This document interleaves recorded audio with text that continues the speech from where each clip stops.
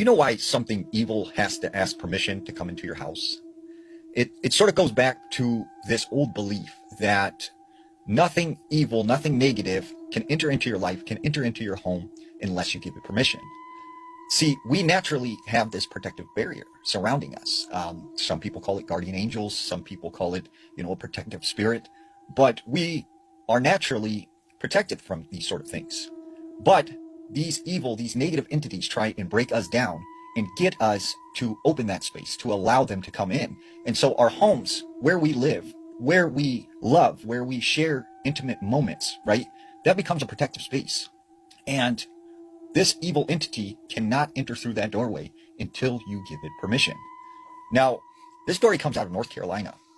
There was this woman who said when she was a young girl, she grew up in a small home up in the Appalachian Mountains. And she said when they first moved into this house, she remembers at night hearing what sounded like young children out in the woods laughing and saying things and calling her to come outside. And she would see shadows moving across her window like someone was walking around out there. She just ignored it, and she really had no idea what was going on. And she had heard stories, she had heard rumors from friends, that if anything evil comes to your door or invites you outside, do not listen to them, do not follow. Well, this one particular night, her parents left her in charge of watching her brothers and sisters. And she said they were running around the house playing when all of a sudden she got kind of this sick feeling in her stomach, like something was wrong. And she said her brother started screaming and started freaking out and crying. And she's like, what's going on? Like, what's wrong? And he says, they're coming for us. Like, they're going to get us. They're coming. And she's like, what are you talking about? Who's coming? And he just kept saying, like, they're coming.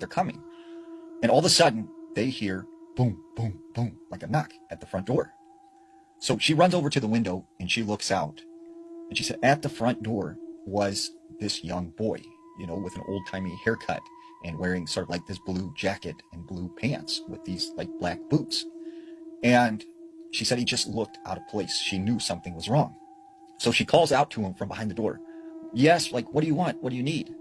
And she said this boy responded, please let me in. Please let me in. And she's like, no, I'm not supposed to open the door. Mom and Dad are gone. Like, I can't open the door for you.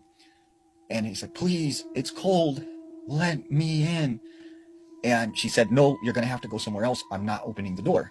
And right as she says that, the lights in the house started to flicker. And she said she took her brothers and sisters, they ran into their mother's room, and she closed the door, and they all just started praying. And finally their parents got home and they felt safe again.